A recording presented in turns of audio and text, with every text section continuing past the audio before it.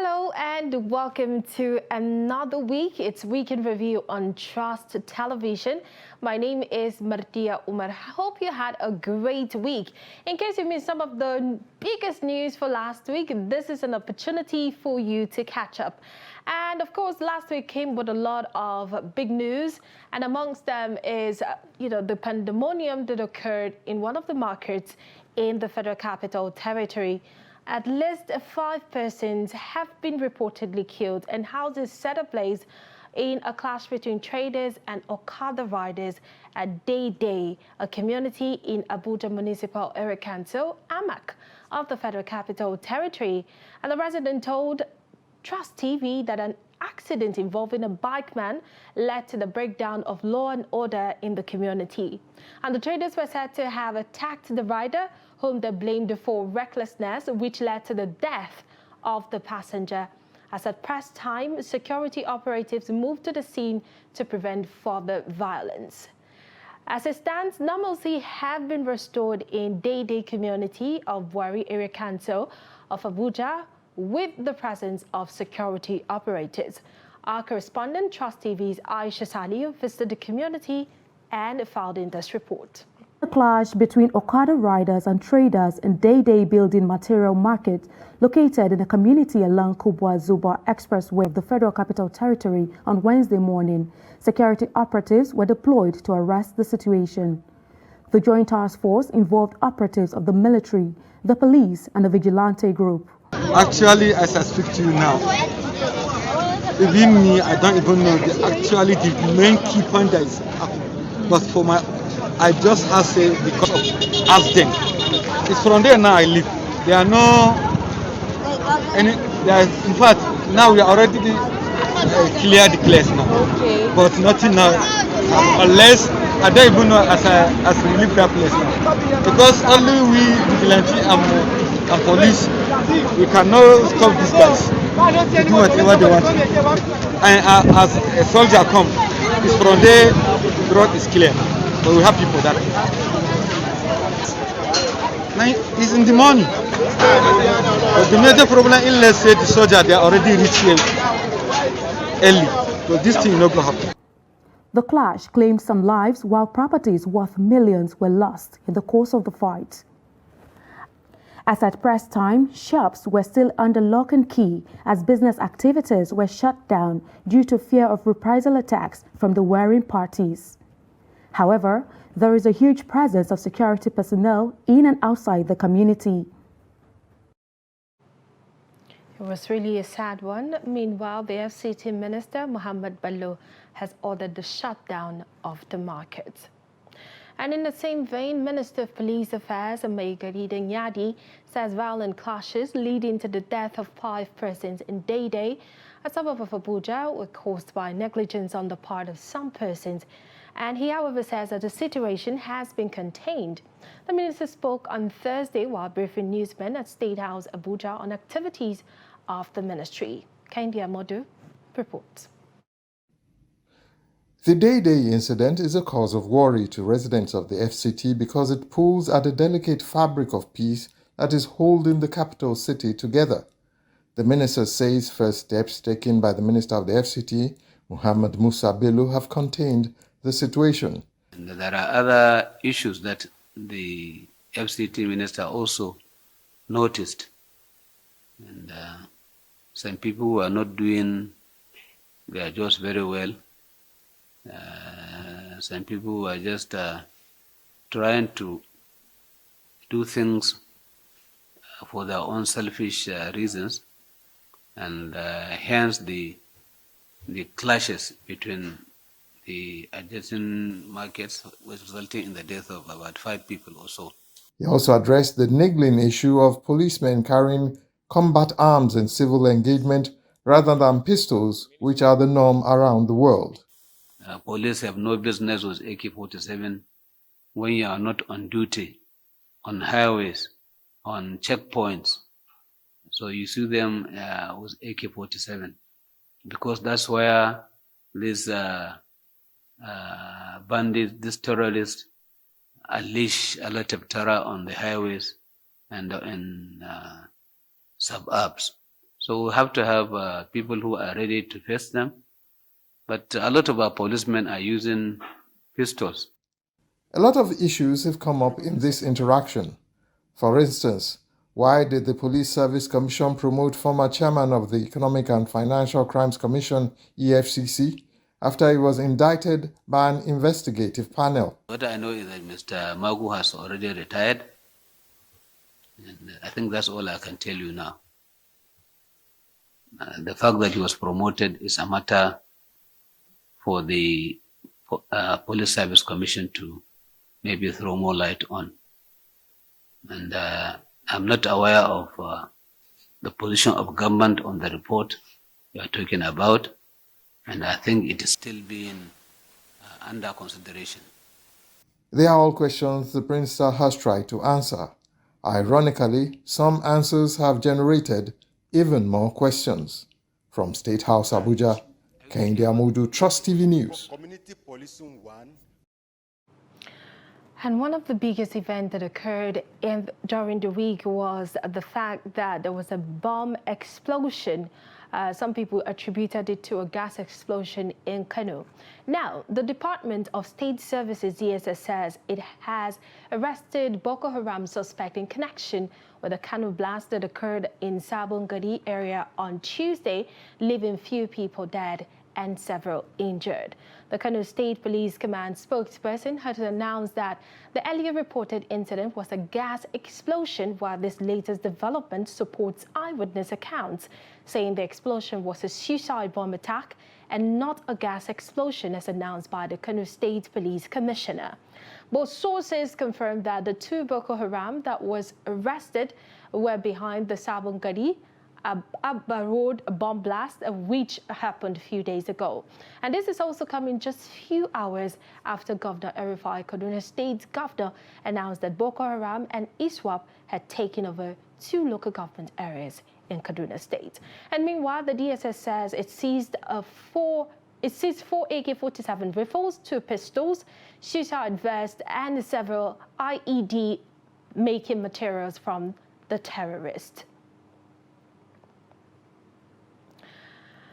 Yusuf Muhammad, a resident of Ring Road in Jos North local government area of Plateau State, has explained how a kidnapper killed his colleague when they stormed his house to kidnap his wife.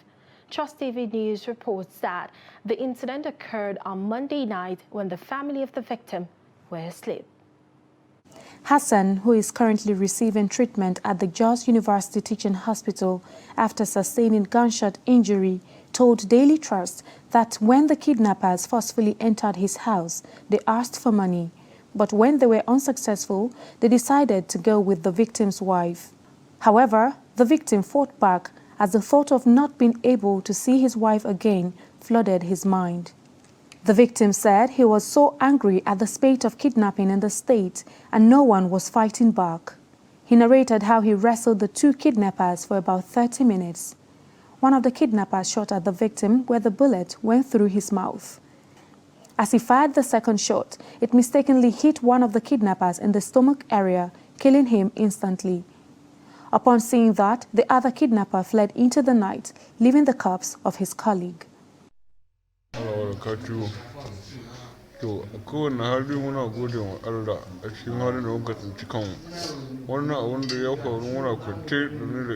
This incident happened while I was at home with my family. They just barged in with guns in their hands. They asked me for money and I told them I don't have any money. So they made attempt to attack and go with my wife and kids. For me to watch and allow that to happen, it's better for me to lose my life. So I decided to fight back. We began to drag. One of them shot me on my hands, which also touched my mouth. He wanted to fire at me again. Then I got lucky and dodged the bullet, so it shot one of his brother. That was how we fought and struggled for almost an hour. Tired of fighting, the one with gun ran away. So I got lucky. Some people came and rushed me to the hospital. I am very grateful for those people.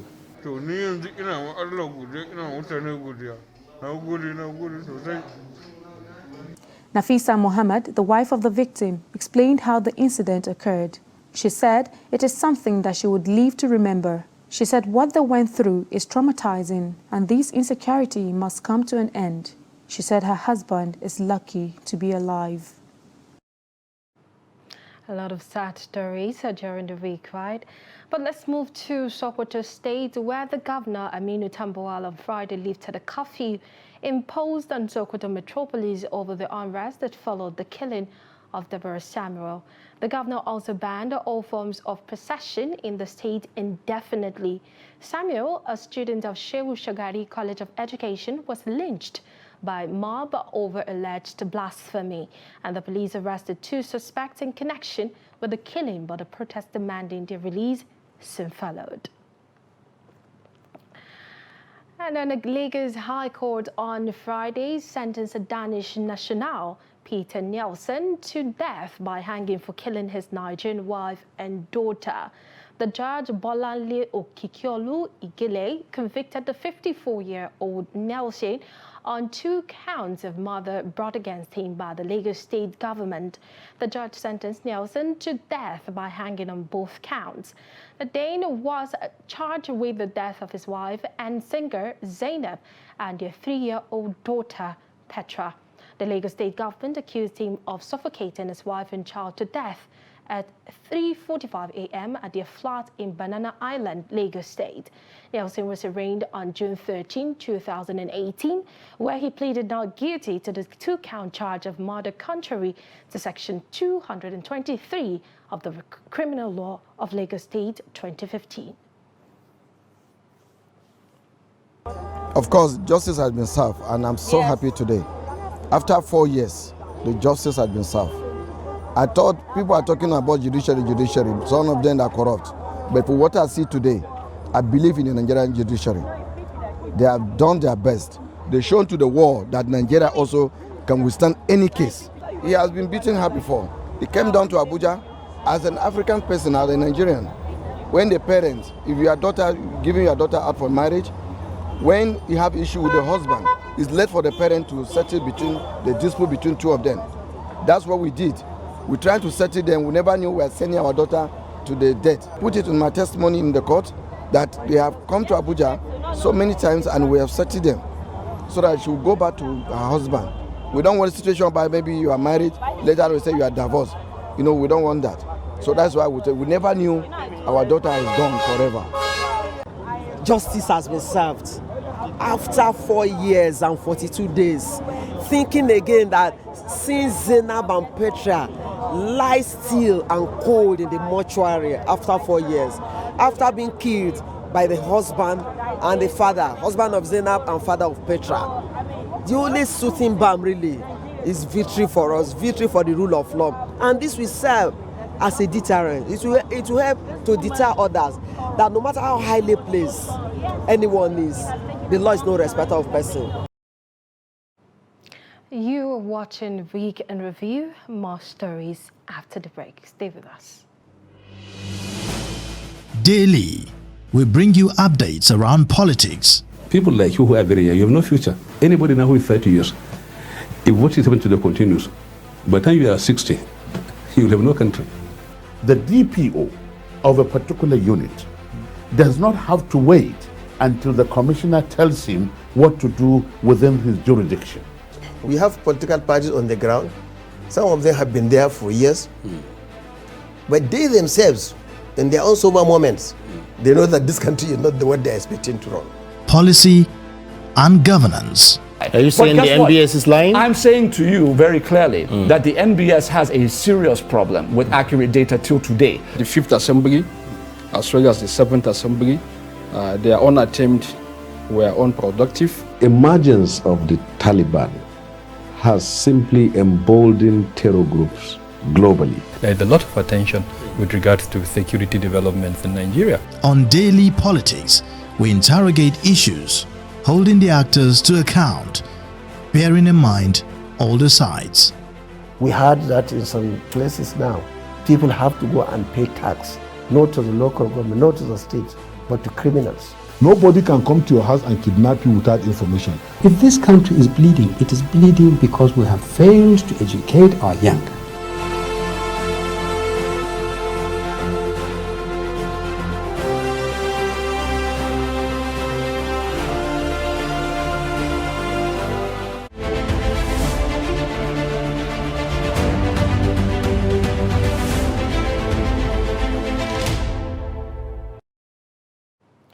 Welcome back and thank you for staying with us. You're still watching Week in Review on Trust Television. And moving on to more news. After 52 days in captivity, relatives of the victims of the Kaduna Abuja train attack who are still in captivity have called on government to hold the planned resumption of the train services along the road. And the leader of the victims' relative, Fatai Jimo, at a press briefing in Kaduna, demanded the immediate replacement of the management of Niger Railway Corporation due to what they called gross misconduct. Lami Sadiq reports. It's been 52 days since terrorists attacked the Abuja-Kaduna train and abducted over 60 people, most of them still in captivity. Relatives of the abducted passengers say they have been living in agony and mental instability occasioned by the continued stay of their loved ones in captivity. The MD of NRC, Mr. Fidet Okiria, claimed in a recent interview that he has been in regular contact with the real, in quote, relatives of kidnapped passengers. Nothing can be further from the truth. We challenge Mr. Okiria to name just 10 of the real, in quote, relatives he has been dealing with out of the over 1,000 relatives of his passengers still held hostage in the forest. We want to put on record that the Managing Director of NRC, Mr. Fidet Okiria, has not met any of the relatives of abducted passengers since this incident occurred. We made several attempts to meet him and all our efforts were to no avail. We submitted the email addresses of leaders of our group to Malam Yakubu Mahmoud, Deputy Director and Spokesperson NRC, for the purpose of starting the situation room. But it has been one excuse or the other as nothing has been done in this regard. The attitude of the top management of NRC to presidential directives is a clear testimony of gross incompetence and insensitivity to the plight of relatives of abducted passengers, and we demand their immediate replacement. The relatives who prayed for the safe rescue of their family members called on the federal government to ensure that the Abuja-Kaduna train service is put on hold pending the release of all passengers. We would once again like to appeal most passionately to Mr. President to direct all security agencies involved in the rescue efforts to accelerate action so that our beloved ones in captivity can be reunited with us soonest. Our prayers remain: 1. Safe rescue of family members in captivity. 2. Abuja-Kaduna train service should be put on hold until our first prayer is met and adequate security measures are put in place to guarantee the safety of prospective passengers. They said they have been left in the dark since they cannot negotiate the release of their loved ones and called on the government to meet the demands of the terrorists to ensure their safe return. Lami Sadiq for Trust TV News. And in reaction, the NRC may have bowed to pressure from families of the victims as the Kaduna Abuja train has shifted its resumption of service indefinitely. So the NRC had earlier fixed Monday, May 23rd for the resumption of the train service, but the relatives of the victims opposed the move, saying it was insensitive to resume operation on the road when their loved ones are still languishing in captivity.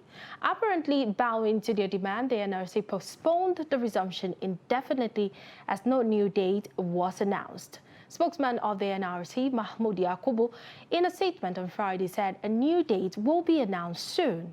In a statement, the NRC apologized for the delay in the resumption of the service, even as it assured the families of the kidnapped victims that it was working very hard to safely rescue the kidnapped victims. And in the beginning of the week, there was news about a fraud that amounted to the sum of 80 billion naira. So the Accountant General of the Federation was accused of that fraud, and he has been suspended indefinitely. The Minister of Finance, Budget and National Planning, Zainab Ahmed, announced the suspension during the week. And this is coming 2 days after the AGF's arrest by the Economic and Financial Crimes Commission, EFCC, over an alleged 80 billion naira fraud.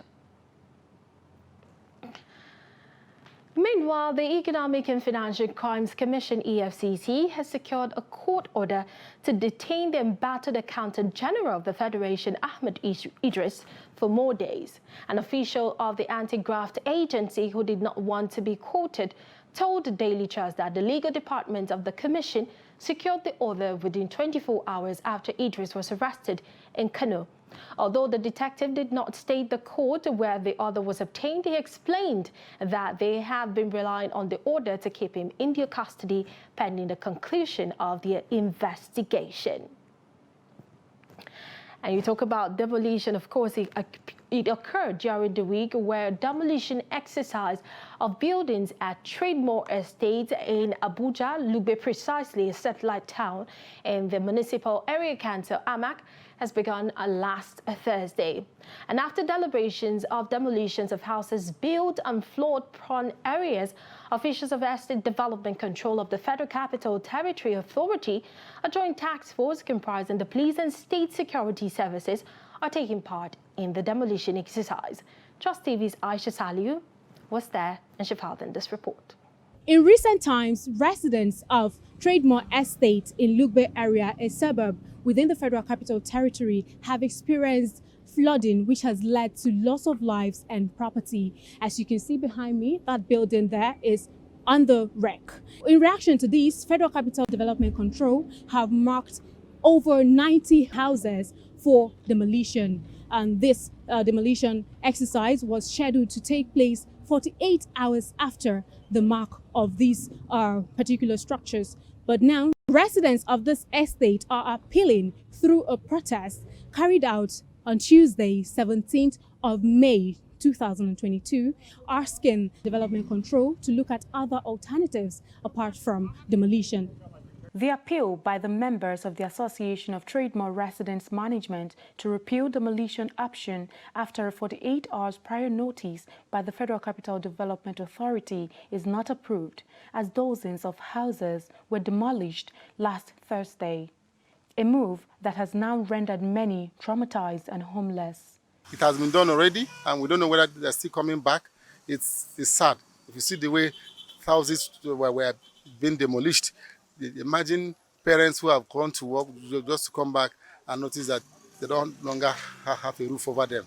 Or children that went to school and see that they are now rendered homeless. Senior Special Assistant to the FCT Minister, Iharo Atta, maintained that demolition was the only solution to save lives and property, as the estate developer had no building plan approval before constructing the illegal structures on a flood-prone area. However, some official members of the estate do not agree with the demolition as a solution to the flood situation. I will give them notices. This house, this you see here, we are marked 3 years ago. 3 years ago. They were even marked from their foundation level. Some over 10 years ago, marked 3 years ago. And when we get to the final stage, we give them 48 hours notice. So we're giving them sufficient notice. Even from their foundation, they were marked because there was no building plan approval for these houses here that were built on a floodplain. This is like a dead zone. People die here in flooding. We can also, work with them in such a way that we, have a fair playing ground. But people discretionarily coming into the estate and marking 100 houses for demolition. The main challenge that we have in Trademore is not in Trademore. It's the water coming into Trademore.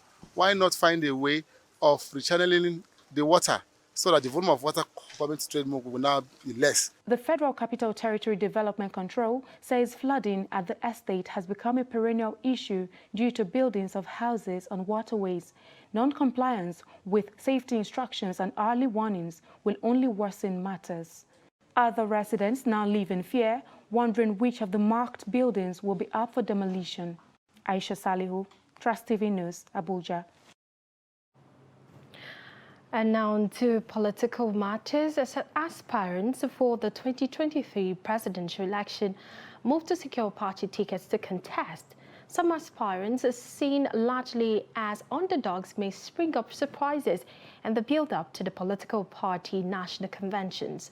Trust TV's Shafiu Suleiman takes a look at another batch of contenders and their chances in the race. 15 presidential aspirants are battling to get the PDP ticket to contest the 2023 election. Peter Obi is among them. Obi, a running mate to Atiku Abubakar, lost the presidential election in 2019. He served 2 terms as governor of Anambra State.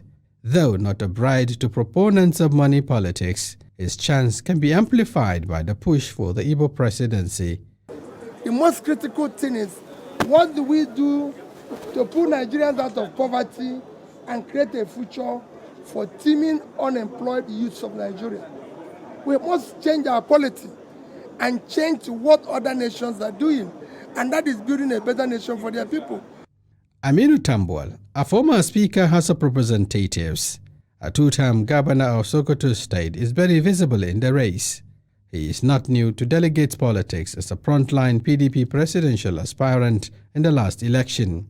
Though age is on his side, rotation or zoning, even as jettisoned by his party, may be a stumbling block. From the League of Other Political Parties, Kingsley Moghalu, with persistent push for the top job, understanding of the political economy of the nation as a former deputy governor of the central bank could be added advantage. Weak and not well-known political platform will undermine his chances.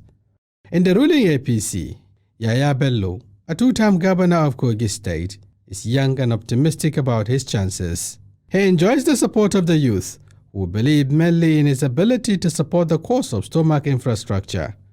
His performance or otherwise as governor will form the basis of his assessment. Our great party, the All Progressives Congress, is a party that is it has its own ethics, rules, and regulation. And I know surely that all of these are in my favor, and I am not in any way scared or deterred by the pedigree or anybody whatsoever. Though presidential aspirants across party lines have since shifted focus to wooing party delegates ahead of conventions, deploying available strategies, the contemplation by the major political parties to use consensus option in determining their flag bearers may put a number of contenders on the edge. Shapir Suleiman, Trust TV News, Abuja. Well, we've come to the end of Week in Review on Trust Television for this week. Don't forget to join us same time, same station next week. My name is Martia Umar. For more updates, follow us across all our social media platforms. Thank you for watching. See you next time.